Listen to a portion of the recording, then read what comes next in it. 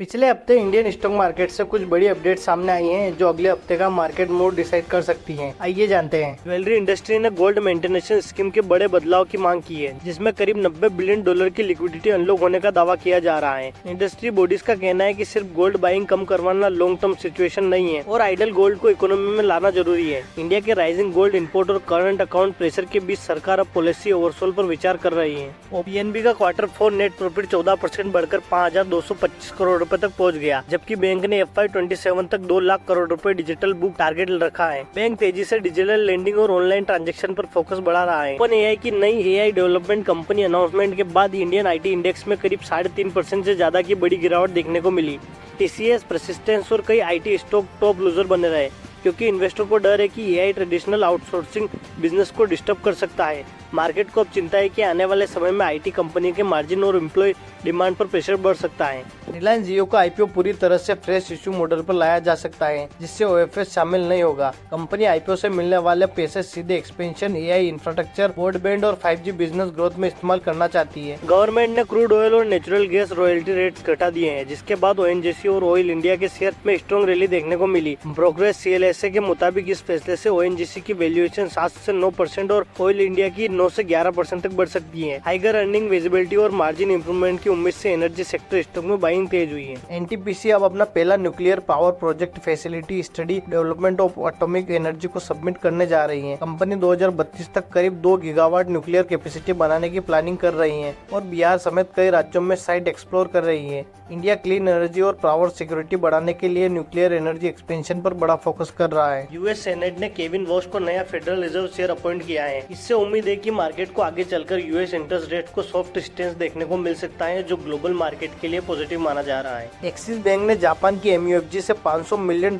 का offshore loan जुटाया है। यह फंड बैंक की लेंडिंग ग्रोथ और बिजनेस एक्सपेंशन में शामिल होगा, खासकर ऐसे समय में जब लोन ग्रोथ डिपॉजिट से तेज चल रही हो। इंडियन बैंकिंग सेक्टर में लिक्विडिटी और फंडिंग प्रेशर बढ़ने के बीच इस डील को काफी अहम माना जा रहा है। US ईरान टेंशन के बीच व्हाइट हाउस ने कहा है कि ट्रंप और शी दोनों ईरान को न्यूक्लियर वेपन नहीं देने के पक्ष में हैं। मिडिल ईस्ट की वजह से ऑयल प्राइसेस और ग्लोबल मार्केट में वॉलेटिलिटी पर लगातार नजर बनी हुई है। मुथूट फाइनेंस का Q4 प्रॉफिट 2 गुना से ज्यादा बढ़ा है, जिससे स्ट्रॉन्ग गोल्ड लोन ग्रोथ का सपोर्ट मिला है। गोल्ड प्राइसेस तेजी का फायदा गोल्ड फाइनेंस कंपनी को मिल रहा है और यह सेक्टर सेंटिमेंट मजबूत बना हुआ है। कैबिनेट ने 37,500 करोड़ की कोल जस्टिफिकेशन पुश को मंजूरी दे दी है। सरकार का फोकस इंपोर्टेड फ्यूल डिपेंडेंसी घटाकर डोमेस्टिक कोल वैल्यू एडेड इस्तेमाल करने पर है। कोल जस्टिफिकेशन एनर्जी इंफ्रा कंपनियों के लिए यह बड़ा फैसला लॉन्ग टर्म में पॉजिटिव माना जा रहा है। अडानी पावर एक्सपेंशन फंडिंग के लिए 8,000 करोड़ रुपए का बड़ा डेट राइज करने जा रही है। इससे पब्लिक डेट और SBI लेड लेंडर से लोन शामिल है, जिसका इस्तेमाल पावर कैपेसिटी बढ़ाने में होगा। मार्केट इसे एग्रेसिवली एक्सपेंशन सिग्नल मान रहा है, लेकिन हाइगर डेट फ्यूचर रिस्क भी बढ़ा सकता है। कल्याण ज्वेलर्स का Q4 प्रॉफिट 2 गुना से ज्यादा बढ़कर 410 करोड़ रुपए पर पहुंच गया। स्ट्रॉन्ग ज्वेलरी डिमांड और वेडिंग सीजन से सेल्स को काफी जंप देखने को मिला। कंपनी ने डिविडेंड का भी ऐलान किया है, जिससे इन्वेस्टर सेंटिमेंट मजबूत हुआ है। एक्सपेंशन और शोरूम ग्रोथ स्ट्रेटेजी पर कंपनी लगातार फोकस कर रही है। टाटा मोटर्स CV बिजनेस में Q4 में शानदार प्रदर्शन करते हुए प्रॉफिट 70% और रेवेन्यू में 22% की ग्रोथ दर्ज की है। कमर्शियल व्हीकल डिमांड और ऑपरेशनल एफिशिएंसी इंपोर्टेंट से अर्निंग में मजबूत उछाल आया है।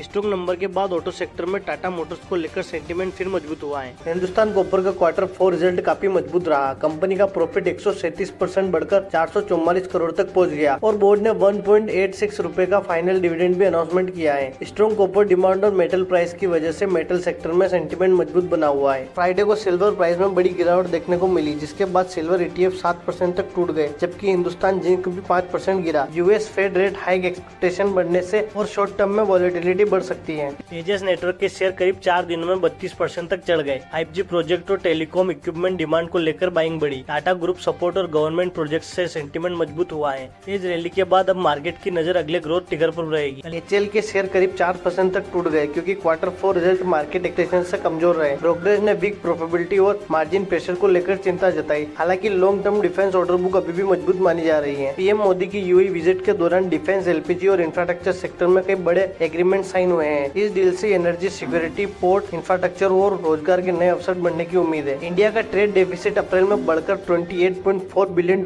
तक पहुंच गया, क्योंकि इंपोर्ट में तेजी बढ़ोतरी हुई है। हालांकि एक्सपोर्ट ग्रोथ अभी भी मजबूत रही, लेकिन राइजिंग इंपोर्ट फ्यूचर इन्फ्लेशन और रुपीज प्रेशर बढ़ा सकते हैं। TVS मोटर का क्वार्टर 4 नेट प्रॉफिट 19% बढ़कर 771 करोड़ रुपए तक पहुंच गया, जबकि रेवेन्यू में 30% की स्ट्रॉन्ग ग्रोथ दर्ज हुई है। Better margin, premium bike sales और एक्सपोर्ट रिकवरी में कंपनी परफॉर्मेंस को सपोर्ट मिला है। ऑटो सेक्टर में टीवीएस लगातार मजबूत एग्जीक्यूशन दिखा रही है। यूएई स्ट्रेट ऑफ हॉर्मुज को बाईपास करने के लिए नई ऑयल पाइपलाइन कंस्ट्रक्शन को फास्ट ट्रैक कर रहा है। मिडिल ईस्ट टेंशन के बीच ये कदम ग्लोबल ऑयल सप्लाई सिक्योरिटी मजबूत करने के लिए फ्यूचर रिस्क को कम करने की कोशिश माना जा रहा है। और ऐसी ही डेली इंडियन स्टॉक मार्केट की अपडेट्स के लिए फॉलो मनी मैट्रिक्स।